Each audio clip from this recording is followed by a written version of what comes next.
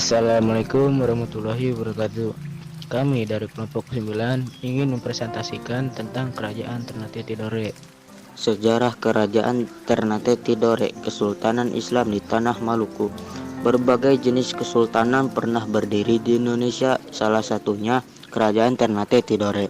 Menariknya, kerajaan ini beraliran agama Islam dan berdiri di Tanah Maluku. Mengenal kerajaan-kerajaan Nusantara, Kerajaan Ternate Tidore terdiri dari dua kesultanan yang berdiri pada abad ke-14. Kerajaan ini juga sangat dikenal akan hasil rempah-rempahnya seperti pala, lada, dan sejenisnya. Berikut sejarah singkat Kerajaan Ternate Tidore. Yang ke-1, Negara Makmur. Dua kerajaan ini diketahui hidup dengan penuh kemakmuran karena memiliki rempah-rempah yang berharga. Pasalnya, dahulu negara-negara Eropa sangat membutuhkan rempah-rempah dan membelinya dengan harga tinggi. Pada abad ke-15, kerajaan ini semakin berkembang karena perdagangannya yang kuat. Tak hanya dari bangsa Eropa, pedagang dari Jawa, Melayu, Arab, dan Cina datang untuk membeli rempah-rempah. Yang kedua, raja-raja. Di masa kejayaan, Ternate dipimpin oleh Raja Zainal Abidin pada tahun 1435 sampai 1486 yang berganti nama menjadi Sultan Marhum. Sedangkan Tidore dipimpin oleh Cirliliyah yang kemudian berganti nama menjadi Sultan Jamaluddin.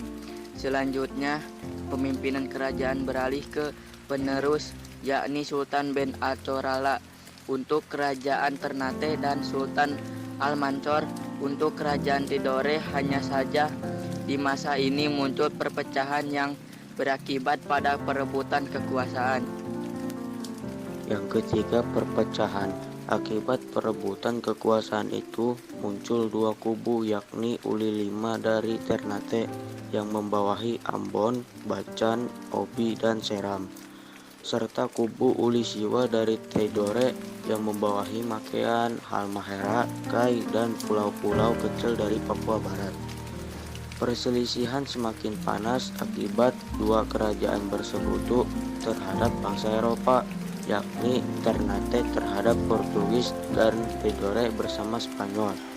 Ternyata, kedatangan Portugis memperburuk keadaan sehingga Sultan Hairun dari Ternate melakukan perlawanan.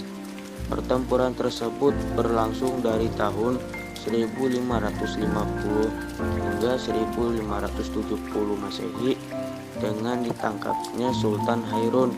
Kemudian ia dilepaskan, namun malah dibunuh saat berkunjung membawa pesan damai ke benteng Portugis. Mengetahui hal itu, putra Sultan Hairun, Sultan Bahabula, semakin gencar melakukan perlawanan ke Portugis, hingga akhirnya negara tersebut menyerah karena kekurangan makanan. Benteng Portugis jatuh di tangan Sultan Bahabula di tahun 1575 Masehi. Kesultanan Ternate pun mencapai masa kejayaan di bawah pimpinan Sultan Bahabula, sedangkan Kesultanan Tidore di bawah pimpinan Sultan Nuku. Kerajaan Ternate Tidore pun sepakat untuk mengusir Portugis dari Maluku karena menyadari akal politik adu domba mereka.